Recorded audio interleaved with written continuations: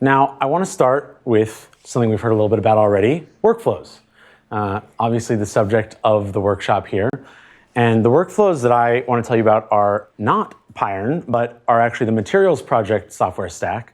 But also, I'm more of a molecules person myself. By more, I mean entirely. I've never run a plane wave calculation. Maybe when I was in Josh's group as an undergrad, I did run a plane wave calculation, but it's been a while.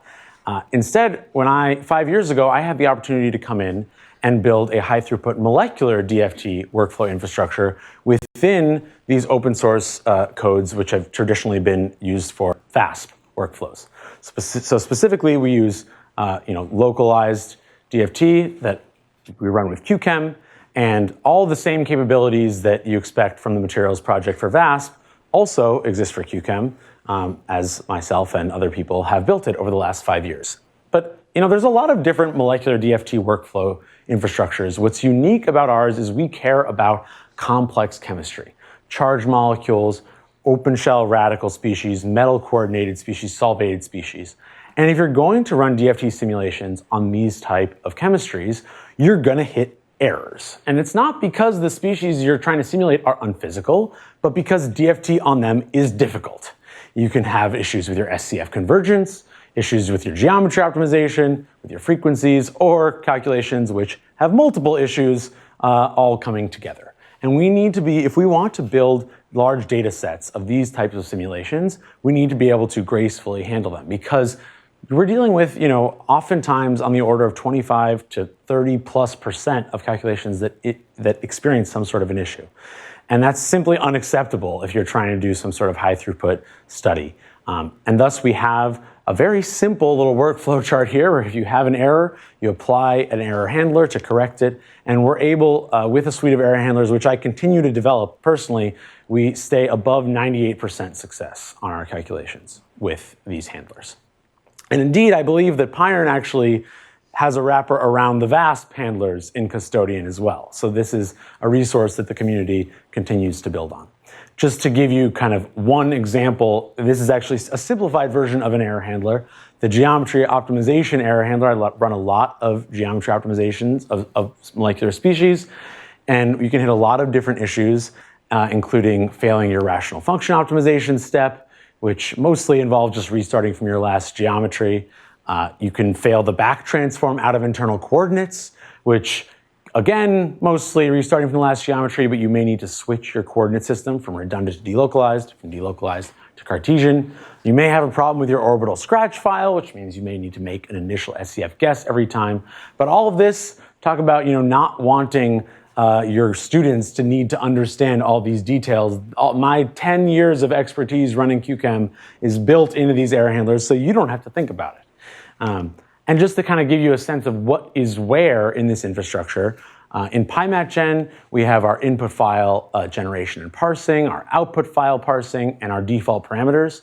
We think it's important that if someone comes and runs a calculation with our QChem workflows, if they just give an XYZ file and say run an optimization, they don't need to know which density functional is reasonable or any of the many other default parameters that need to be set. Again, a decade and amongst the many developers, decades of expertise in total go into these default sets. In Custodian, we have the error handlers and the interface to QChem. And then in Atomate, this is kind of where everything comes together. But in some sense, the PyMatGen and Custodian parts are more reusable. And I think that there may be efforts to put these QChem calculation capabilities also into PyRN in the future. Just to give you, though, a sense of an example, firework in Atomate, this is composed of 3 fire tasks. You write the input file from the IO set that calls both your defaults and writing the inputs. Run QChem Custodian calls your error handlers. And then at the end, all of our calculations end up being inserted, or the outputs end up being inserted into a central database, a Mongo database hosted at NERSC, which means that we have, 10 different people who've run hundreds of thousands of QChem calculations over the last 5 years, and all of those task documents that get created from running those calculations are stored in a central database, so they can go off into their lives, and what they've produced is always saved and able to be used by people in the future. So now I want to tell you a little bit about what these data sets are. Yes? So I would have one question. You said like 5 years. I think that the process might have changed, so you might have more information now that you can extract from the calculation than previously. How do you handle this in terms of like one big data set? There are additional properties that have been added, but we maintain backwards compatibility at the very least. So even though no one's running QChem4 anymore, I still have my QChem4 tests for my parser. But it is true that you will, add new properties, and that's how it is. Those files are long gone because they're run on NERSC scratch, and NERSC scratch gets wiped, and you hope that you've parsed everything necessary, and we try to parse everything that we think could be necessary. In some cases, we're able to go back and kind of rebuild new properties from the old parsed documents, even though the original output files are no longer present. But that's a good question. So just to give you a sense, I really care deeply about generating data, both to do science myself, which I'm going to tell you about, but also for the community. There seems these days there's a lot more data consumers than data generators, and we pride ourselves on generating useful data sets that hopefully we want other people to use.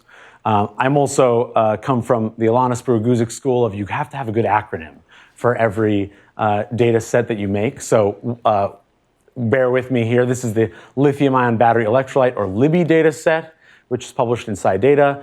We have the magnesium data set of electrolyte interphase reagents, or Madeira, which is part of work that was just accepted in JAX. And coming soon, one I'm really excited about is the reactants, products, and transition states of elementary reactions, or RAPTOR data set, which will have over 15,000 transition state reactant product trios of reactions pulled from LIBI and Madeira, charged, open shell, metal coordinated. This will be by far the largest, the most complex large transition state data set ever released, which we're really excited about. And all of this is work with Christine Pearson, my former postdoc advisor, and Evan Spotty Smith, a particularly talented graduate student who will soon be on the faculty market. Keep an eye out for him. But I really love also working with other people, and that's why I want to tell you about 3 other data sets. One is the electronic structure of complexes with metals of many spins, aka SCOMs, really many spins. And this is work with Michael Taylor and Ping. We also have Orions, the orbital interactions of organic species, which is work with Gabe Gomes at Carnegie Mellon.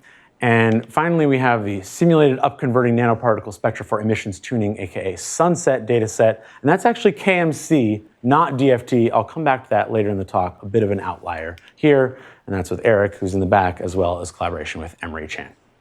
So, all right, we've got a whole bunch of data sets.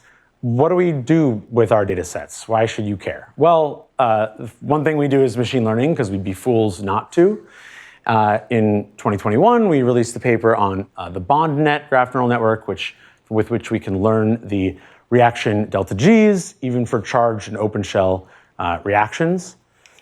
Also in progress right now is learning stereoelectronically infused molecular graph representations. This is with the Orions dataset. The BondNet paper was with LIBI. We were also very pleased in 2022 when Anatol von Lilienfeld used LIBI in one of his machine learning papers, specifically noting that the LIBI dataset is of particular interest because it contains species of different charge and spin states, kind of reinforcing the uniqueness of the datasets we're able to generate with our on-the-fly error handler infrastructure. But scientifically, while the machine learning is interesting and useful, I care much more about building chemical reaction networks with the data that we generate. And let me tell you a little bit about what a chemical reaction network is. A reaction network is composed of species and reactions that connect those species. And typically, reaction networks are used to pick apart very complex reactive systems, of which there are many in the world and in science that we want to be able to understand and eventually control and engineer. And while we have kind of this cartoon representation here of reaction network, things can rapidly become so complex that visualizations almost look like modern art. And this is the type of complexity that our brains you can't intuit your way through a mess like this. You need ways to do analysis and extract useful chemical insights. And the types of insights that you might hope to get include things like, what are the important species in your chemical reaction network? What are the important reaction pathways that you might be able to find? And also, how do those pathways compete and interact in order to yield real system time dynamics, things that could be directly measured by experiment? and things that you would perhaps want to control. Now, I'm going to tell you about two different complex reactive systems today. The first is a battery. And I think we all know batteries are pretty darn useful. And indeed, the utility of a battery in part depends on reactivity. And that's because during the first few charge and discharge cycles on your battery, you have electrons leaving your anode, moving into your electrolyte, which cause a reaction cascade that forms this very thin layer called the Solid-Electrolyte-Interphase, or the SEI. And the SEI was one of the last parts of the battery that was kind of figured out for commercialization. It has to have some very specific properties. It has to be electronically insulating. If electrons can keep moving into your electrolyte, you're going to keep chewing up the electrolyte. Your battery is going to short out. It'll be a bad time. You wouldn't be able to hold charge. On the other hand, it has to allow lithium ions to move through it. Otherwise, you wouldn't be able to charge and discharge. Of course, an electron is much smaller than a lithium ion, so despite being oppositely charged, this is a very non-trivial property to achieve, and people spent a long time kind of with trial and error getting this right for lithium, and now as we move towards trying to make next generation energy storage technologies, again, the SEI is a real hindrance for developing additional batteries and additional battery chemistries. So kind of the goal is that if we could understand the complex reaction cascade that gives rise to the SEI, ideally we could control it and help expedite the development of new battery chemistries. But there's a bunch of big questions that, despite decades of study, are still not entirely understood, such as what is the SEI actually composed of? We want to be able to identify products. How do the species in the SEI form? What reaction pathways and intermediates are at play in this complex cascade, and what mechanisms? And how do those species and pathways actually compete and interact to give rise to the final SEI structure? And people have spent a long time doing AIMD and by-hand DFT investigations, but the scale of the complexity, the number of species, reactions, and the time scales involved have really limited the insight that can come from this. And this is why we've tried to pursue a new approach with a reaction network, a data-driven approach to understanding this reactivity. Where here we have a different cartoon representation of the reaction network we're trying to build, where we're trying to rationally enumerate all possible species and reactions that could be at play as part of SEI formation, calculate the delta G of each reaction in isolation with high-throughput DFT, and then perform this network analysis to get novel mechanistic insight and ideally move us towards engineering this reaction cascade.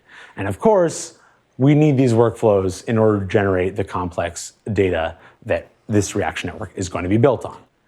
So now returning to Libby, this is why we generated Libby, was to build a reaction network.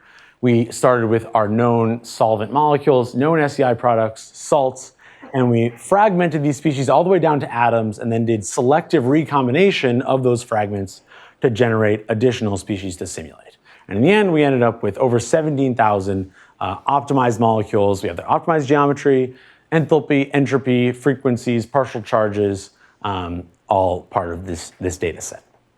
So then the question becomes, given a set of species that you're trying to build a reaction network from, how do you enumerate the reactions that connect those species? And people often in fields like in organic chemistry, retrosynthesis, combustion, what's very effective is to use reaction templates. For instance, CO insertion, cyclic biradical scission, NH3 elimination. People have libraries of well-known reaction mechanisms, and they use these templates to, given a set of species, build up the reaction network. But this approach is basically not applicable to electrochemistry. And really electron-driven chemistry in general, we don't have a good handle on the types of reaction mechanisms that may be at play. And if you tried to use templates, you would miss a lot of really important mechanisms and have a woefully incomplete view. So what we try to do here, our goals, we want to minimize the prescriptive constraints that we're putting on the system in order to allow us to actually discover new things and get a complete picture. And we want all reactions that are likely to happen in a single elementary step and which may be kinetically viable. If something has a barrier of 10 eV, I don't really care about it because it's never going to fire. And this is also critical because we want to be able to take these reactions and in high throughput or close to high throughput, calculate their reaction transition states. That's how we built Raptor, that the transition state data set is basically the ability to do this, to have these workflows. And that is necessary, the barriers are necessary to then resolve the complex competition between many species and reaction pathways. And our solution to this problem is to use filters rather than templates. And that allows us to still use our understanding of chemistry and leverage that, but that's to remove reactions instead of to build them up. And this led to the creation of our high performance reaction generation or HiPRGen framework, which is also open source on GitHub. And this is the problem. How do you get from a set of initial species to a final set of filtered species and reactions? For instance, the CHO lithium subset of Libby is about almost 9,000 species. So that's kind of, for this use case, our starting set of species. We then filter species. For instance, we remove species that we think are that are metal-centric complexes or contain lithium 0. But all these examples, any user, if you want to apply this to your own chemistry, you can easily go in and write your own filters to filter out species that you care about. This gets us down to about 5,000 species. We then bucket the species by composition and generate all possible stoichiometrically valid reactions, which is a lot. Over 176 billion reactions can happen between those species. And this is where the reaction filtering is particularly important, because the vast majority of those reactions, they'll never happen in a single step. They're totally fictitious. And so we have a fairly limited set. In this work, we used, I think it was 7 or 8 reaction filters. We're not talking about a library of 100 templates here, just 7 fairly simple filters to remove reactions. For instance, if a reaction has too many covalent bonds changing at once, that's very unlikely to happen in a single step. Bond change and redox, very unlikely to happen in a single step. And at the end of the day, this gets us down to only 86 million reactions. So still a lot, but enough that we can do, we got it down far enough that we can do analysis. And then the question becomes, how do you actually analyze a reaction network with 86 million reactions? And here you only know delta Gs, right? We don't have 86 million kinetic barriers. Otherwise, I would be telling you about that talk instead. And we started by doing analysis via graph-based methods, because most people think of a reaction network as a graph. Now, whether or not that's the best way to go about it is unclear, but that's how we started. We had a bipartite graph with species nodes and reaction nodes. And we basically used Dijkstra's shortest path algorithm to find paths from your starting species to targets of interest. But this scales as O of n squared, and also you need to know the target that you're looking for a priori. Remember, we're trying to discover new things. So that's a pretty big limitation, that you can only find paths to things you kind of know you should look for them to. But a great former postdoc of mine, a mathematician, came in and blew this whole approach up and gave us a much better way. And it actually ends up being with Kinetic Monte Carlo. Here we do need initial state, and we're evolving the full system stepwise. It's stochastic sampling, so it scales as O of log n, much better than n squared, and it's parallelizable. And furthermore, I'll come back to this, but the fact that you're actually propagating the whole system allows a way to suggest species that should be of interest, even if perhaps you didn't know they should be of interest. But hold on, I just said we only have delta G. We don't have delta G barrier, and this is kinetic Monte Carlo. Don't we need kinetics to do this? And shockingly, by doing something fairly naive, we were able to get great utility, which is that we just only include delta G less than 0 reactions, and we assume they all have the same rate coefficient, essentially that the reactions are barrierless. And in the end, this ends up allowing us to get all the insight we would get from shortest path algorithms and more. We call this thermodynamically bounded KMC. Bit of an oxymoron. Reviewers didn't like it, but the utility is excellent. And so what we do with our reaction network Monte Carlo, or RNMC code, is we take our S filtered and R filtered from HiPRGen, some initial system state. Doesn't need to be a physical initial state, just 30 of each initial species you care about. And then you run 100,000 or more trajectories. We have a very high performance KMC implementation. And since you're only including delta G less than 0 reactions, you can run these trajectories to completion, to the point where there's no more delta G less than 0 step that you can take. You can then extract the shortest reaction pathways from each trajectory to each species of interest. And you can get the shortness, the length of a path really is just the number of steps. And this then provides a reasonable and strategic way to prioritize which reactions you should run transition state calculations on. If you're trying to generate a species, or you care about how species A is generating your reaction network, and you can make it be a 2-step path or a 10-step path, you should probably start by calculating the transition states for the 2-step path before you go all the way to the 10-step path. And because of the scaling, the log n and the parallelizability, this can get us to far more reactions than before. We were limited to about 10 million reactions with our graph-based approach. And where they're comparable, you always recover the shortest path with the RNMC approach that you would get with extras. And all of this, both HiPRGen and RNMC, are fully open source on GitHub, and we would love for you to come play around with them and contribute to them. So just to kind of, so I mentioned before, discovery, right? If you know, we started our early works, we used our graph-based approach, we found shortest pathways and calculated kinetic barriers to species we knew were of interest. But that's pretty limiting. What if you go to a whole new system and you don't know what species should be of interest, what your products might be? But when you look at the average trajectory, first of all, you see that it's actually getting smoothed out, which tells you that mathematically you're converging to some underlying differential equations, which is comforting. But also you see these like blue and red lines. Now this is of course a subset of the full system. The full system, it's like a spaghetti monster. The complexity is so extreme. But you can look and see, things, this red and this blue line, they look like they're network products. They're accumulating significantly, and maybe those are species that are of interest. And despite this seeming kind of silly, we basically were able to define some heuristic cutoffs of what we thought should define a network product, that it should form much more than it's consumed, that it should accumulate significantly, that it should be accessible by low-cost pathways. And if a species passes all three of these criteria, we say it's a network product.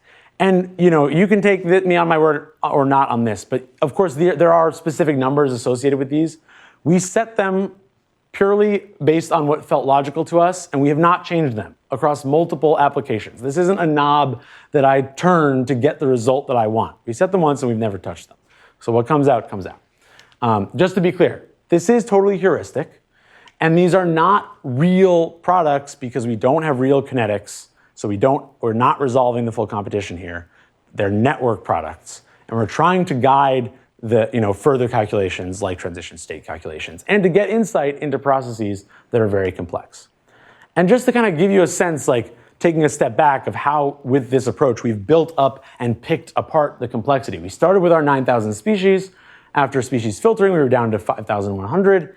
Then that yielded 176 billion reactions, which after filtering was down to 86 million. Then when we run our RNMC trajectories, only 312,000 distinct reactions fire. We only observe about 3,000 species. And then if we look at the network products for this specific initial condition, we only get 18. So we've gone from something from 9,000 species down to 18, a much more manageable number that we can dig into and try to probe the importance of. And again, coming back to this picture of the three different types of analysis that we might want to do in a reaction network, I'm going to give you examples of doing all three of these on this battery system. And the important species are, as we've constructed them, the network products. And given 4 different initial conditions, 2 different species sets and 2 different applied potentials, rather than 18, we get a total of 36 network products. But what we found pretty surprising was that we recovered nearly all of the experimentally observed or proposed molecular SEI components as our network products. Okay, not bad. I would say that given the fact that we only have thermodynamics, we felt like that was unexpectedly effective.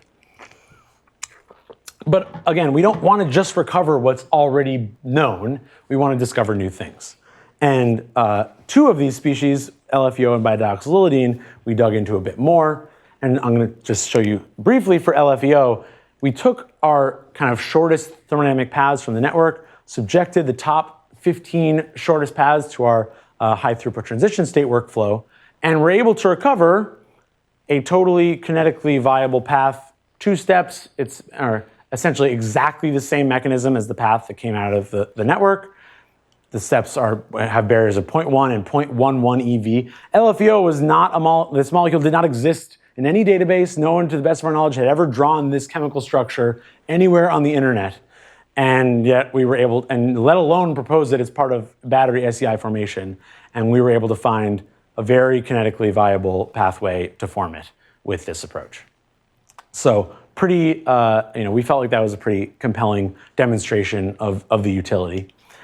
We also then took our pathways derived from reaction network, subjected all of them to our semi-automated transition state calculations, and used the resulting reactions and rates to build a kinetic model.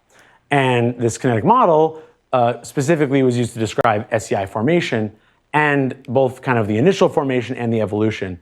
And interestingly, we recovered the experimentally observed bilayer form of the SEI from first principles for the first time. No one had ever been able to do this from first principles. The fact that the SEI has a dominantly inorganic inner layer and a dominantly organic outer layer, all using basically a mostly automated procedure from our reaction network.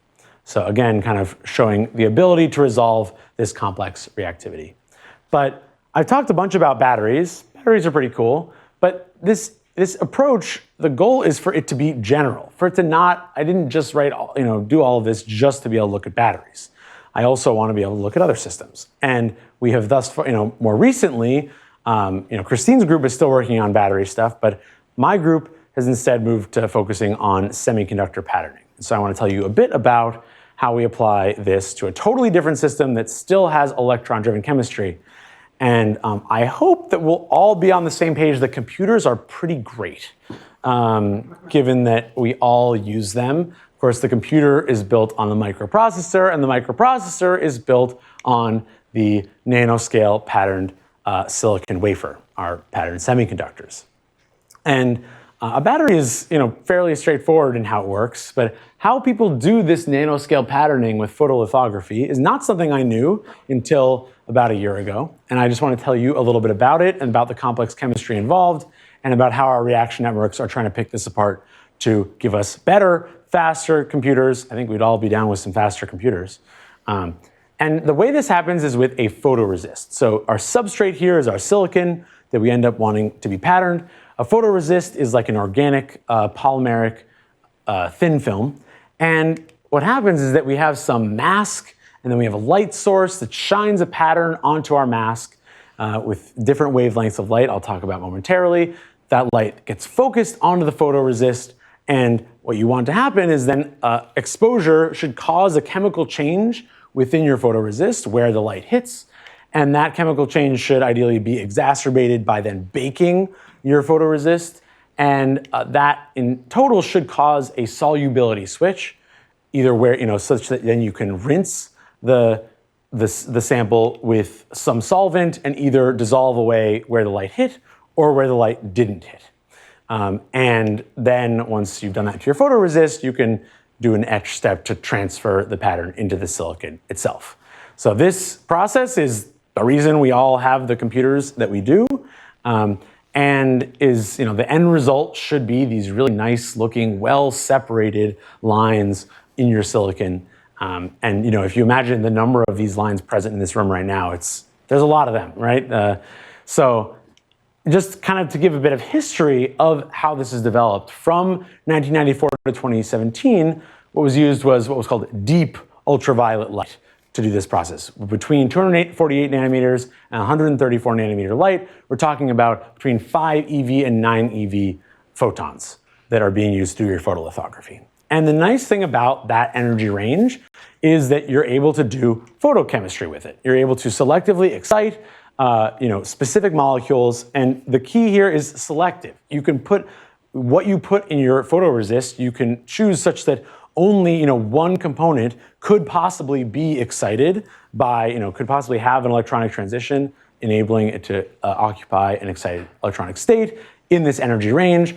And if that species has a kind of a well-controlled excited state decomposition and follow-on reactivity, then the chemistry can be quite narrow and precise. And indeed, from in this over 20-year range, the reason Moore's law continued, basically we weren't limited by the chemistry. It was by the masks and by the optics focusing the light. The chemistry stayed the same all the way through. But eventually we hit the point where the masks and the optics and everything was as good as it could get. And at that point, the only way to make your pattern smaller is to have a shorter wavelength. And this led to the transition in 2018 to what people call extreme UV, EUV. It's really basically soft X-rays.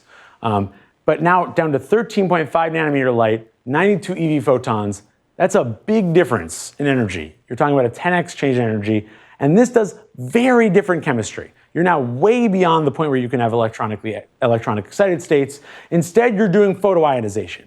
You're tearing electrons off of species. Those electrons tear other electrons off of species. Eventually, the electrons get low enough in energy that they attach, and you're left with a whole bunch of radical anions and a whole bunch of radical cations, which then do your chemistry. Very different, very complex. I mean, all the latest TSMC chips, they use this, but now we're back to the point where it's understanding the chemistry that is the limiting factor in how small we can make our patterns. So this, I think, hopefully is a decent motivation for why we've been trying to build reaction networks to understand and eventually control this reaction cascade for EUV lithography. And this is quite a bit of a different challenge. It's still electron-driven chemistry like the battery, but there are some big differences here. Specifically, you can think of an initial system. When you expose it to UV light, you're basically pumping energy in. You're going to create some unstable species, and those species you're going to be created by this kind of what we call phase one. And then you're going to have kind of a follow-on cascade driven by the presence of those unstable species, and that should be what should give you your solubility switch that's going to allow you to pattern. And that we'll call phase two. So of course, the reaction mechanisms at play in these phases, the species that are going to be formed, are going to be very different. And we're going to need to understand that and account for that when we build our reaction networks. So here we have our 6 different principal molecules that we start with. These are the components of kind of the classic organic photoresist. We fragment them and optimize their geometries. Of course, again, we're using our high-throughput DFT workflows here. We then recombine those fragments and end up with over 3,300 species. And then we need to build our reaction network, enumerate our reactions between these species. And so here for phase one, well, this is even much different from the battery because we're going uphill, right? We are actively pumping energy into our system. And it's easiest here to describe not the reactions we remove, but the reactions that we keep. Specifically, we keep reactions that are electron detachment. That's your photoionization. And those are all delta G greater than 0, aka endergonic. We have reactions that are electron attachment that are all delta G less than 0, aka exergonic. We also have endergonic one bond fragmentation and endergonic proton and hydrogen transfer. And that yields over 185,000 reactions for our phase one reaction network. Then in our phase two reaction network for the post-exposure cascade, easier to talk about in terms of filters. We remove reactions that are endergonic. We remove reactions involving unbalanced redox, reactions involving more than 2 covalent bonds changing at once, and reactions involving sterically hindered reaction centers. Because unlike in the battery where you have this liquid electrolyte, here you're in a solid thin film. So if you have steric hindrance for a reaction, the chance that it's gonna happen in a solid environment, even a heated solid environment, is quite unlikely. And this gives us 2.7 million reactions. So now this is all pretty new work. This is unpublished. We recently got funding for this. But just to give you kind of a sense of how we then analyze these reaction networks, we have our initial state. We do our phase one RNMC trajectories. And here we implemented an energy budget. Because again, we're going uphill. We need our trajectories to be able to have delta G greater than 0 reactions happen. And specifically, the sum of the uphill reactions should be less than or equal to 92 eV. That's the amount of energy that one EUV photon delivers to your system. And we also here actually track the free electron species because you're ripping electrons off and adding electrons on other species, but not necessarily in one step. You're going to have electrons scattering through your thin film. And we can see that on average, we end up with like over 2 free electrons per trajectory. We then take the output of phase 1 and use it as the input for the trajectories for phase 2. And these then identify our network products, some of which include, and here again, we're back to the only delta G less than 0 reactions and no free electrons. Some network products include experimentally observed outgassed species that come out when you develop your photoresist. This is your methacrylic acid, which is the deprotected. This is the solubility switch, is going from our TBA here in green to methacrylic acid. So good to see that as a network product. We also have this species, which we were really excited. I showed these results to our collaborators at Intel, and they said, we just experimentally observed that 6 months ago. So that was pretty cool. And we have this, I'm just giving some examples here. This species is formed in such abundance and with such an obvious low barrier reaction that we're now designing experiments trying to probe and see if it is formed, if we can see it in the photoresist. So just a kind of a taste of transferring this approach, reaction network approach from batteries to photoresists, and we're hoping to be able to extend this to lots of other complex reactive systems. So just to kind of recap the steps of building and analyzing a chemical reaction network, we start with our species generation involving fragmentation, recombination, and high-throughput DFT. We enumerate our reactions. We do our reaction generation using filters instead of templates. We then do our pathway sampling in order to guide transition state calculations and build kinetic models. And we can also identify products in order to discover new important species and pathways.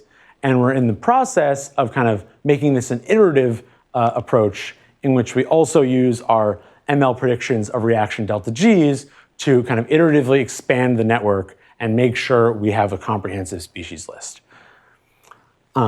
So that's kind of all the reaction network stuff I want to tell you about. And I want to change gears here for the last about 15 minutes and talk about upconverting nanoparticles and workflows for that and machine learning.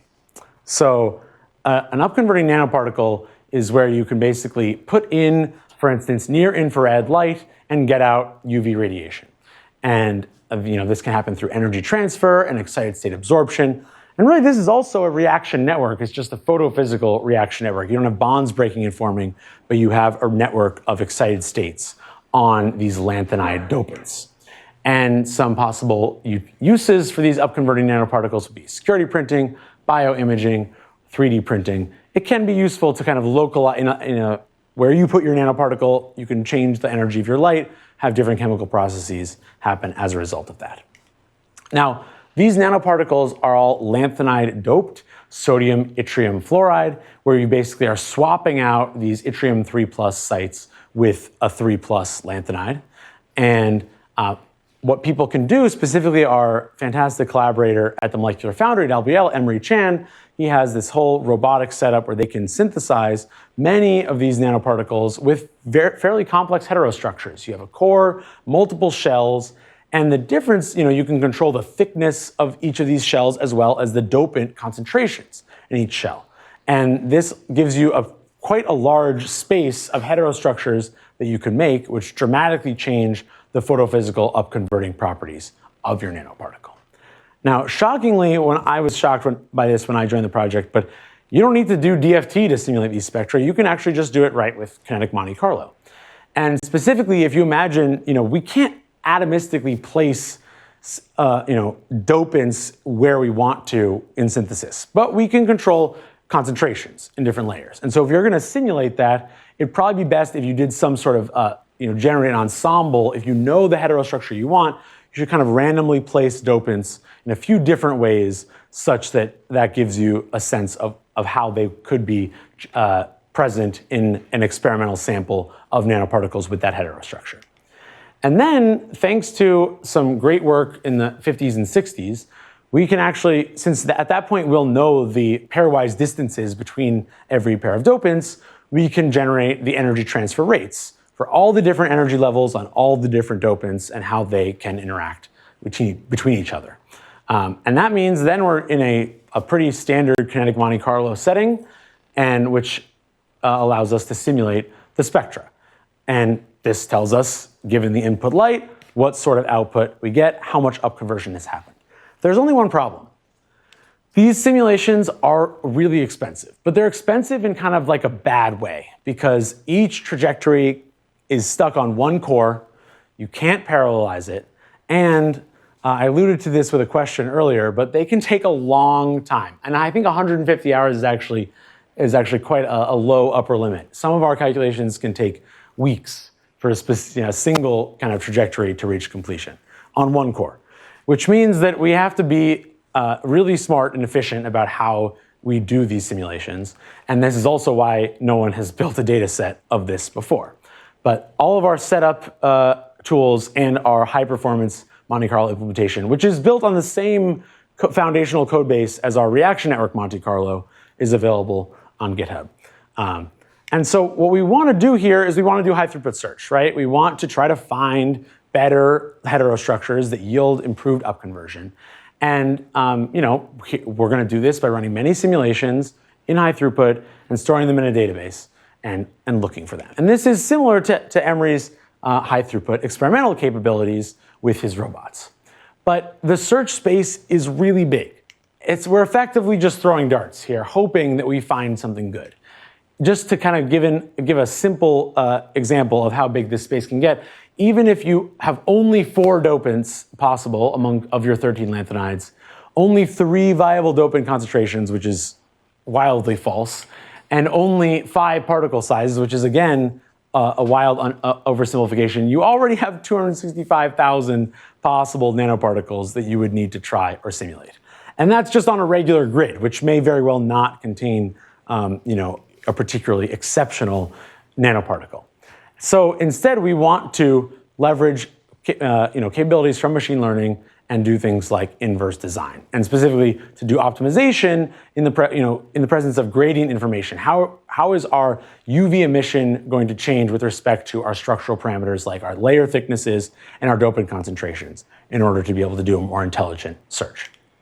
So in order to train a machine learning model, we need to build a data set. I'm not going to go too deep here except to say that our in-distribution data set has up to 3 shells, and we want to build a machine learning model which can then successfully predict the output of simulations on nanoparticles with 4 shells. We want to see that this can generalize because larger nanoparticles take much longer to simulate, and we really hope and we think that these are local interactions. We should be able to learn on 3-shell data and then predict for 4-shell spectrum and 5 and 6, etc.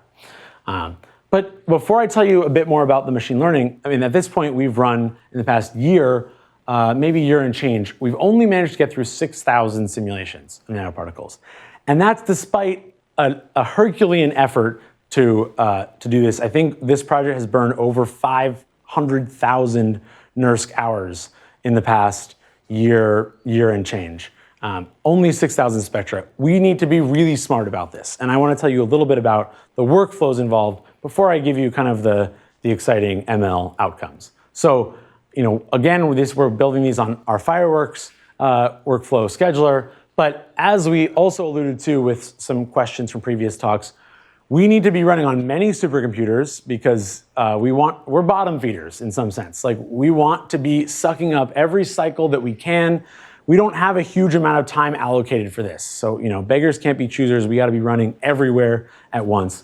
And on each supercomputer, we're going to be running many jobs, and each job is going to be running many workers. And each worker is running one trajectory. So this is quite a lift. And so when you pull, when a worker starts, when you have a job start, you query a firework from your database. If it is a new calculation, then you're going to initialize the simulation and write the input files, and then start to run the KMC. When the program terminates, which could be because the trajectory is done, or it could be because NERSC just went down, or it could be because we're running in a preemptible queue and our job just got preempted, then we can checkpoint. We can check if the job is done. No, we checkpoint and we update the database. If it is done, we do the analysis and update the database. And then when another job starts, if instead it is a continuation, we return to the directory. So you can only continue calculations on the same supercomputer that you started them on. But in this way, we're able to kind of keep pushing things forward, and as long as the job runs for, I think, about 10 minutes, we make progress. So you can preempt us after 30 minutes, and we've still gotten some utility out of that job.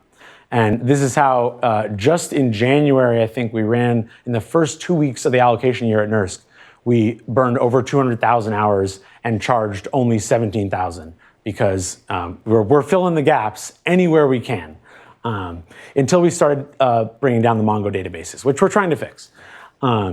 So this is how we have been able to generate this data set.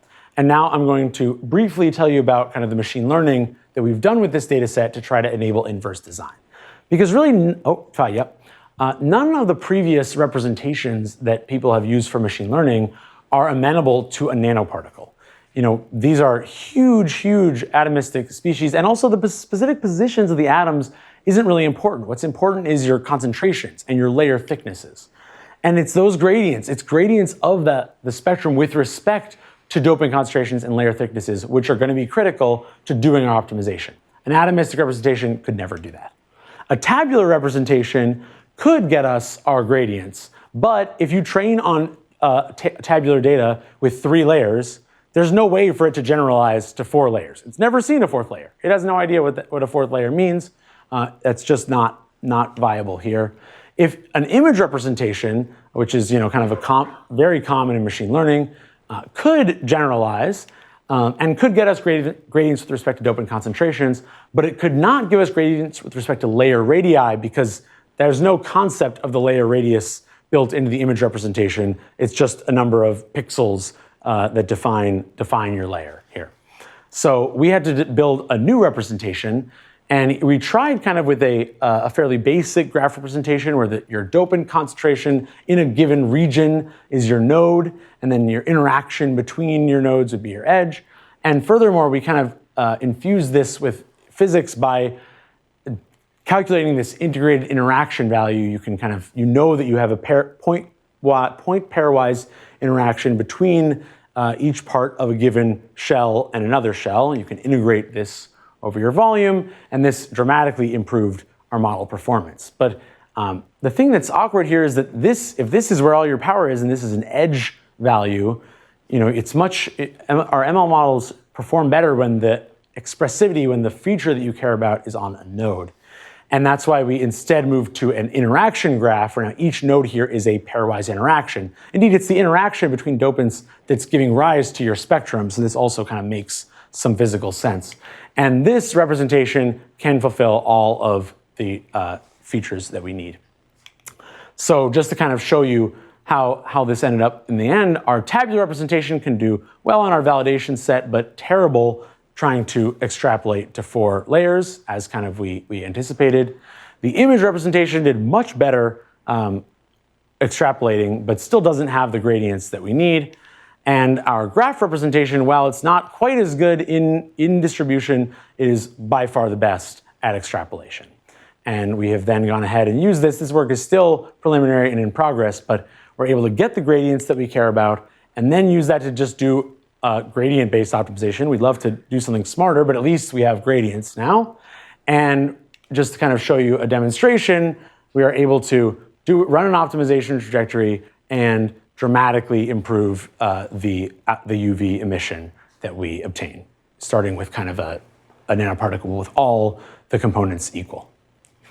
So just a demonstration of where we've gotten to at this point. So just to wrap up here, I've told you quite a few things. I've told you about our high-throughput workflow infrastructure for DFT, which allows us to build really unique data sets of charged open shell metal coordinated species. With those data sets, we use our HiPRGen code to build massive reaction networks. We then analyze those reaction networks with our RNN-C code, allowing us to discover new species of interest that are kinetically viable and build kinetic models, which can be directly compared to experiment. And we've so far applied this to batteries and EUV lithography. And I also told you about our high-throughput workflow infrastructure for simulating nanoparticle photophysics and the novel representation that we built to enable ML that can give us gradients and enable inverse design via gradient-based optimization of nanoparticle heterostructures. And with that, I want to acknowledge all the fantastic people who've been a part of all this work. Funding from LBL LDRD, J. Caesar, Office of Science as part of the newly funded Center for High Precision Patterning Science, and DARPA, compute resources on NERSC and NREL's Eagle, software from Schrodinger, and experimental facilities from the Foundry. With that, thank you for your attention. I'd be happy to take any questions.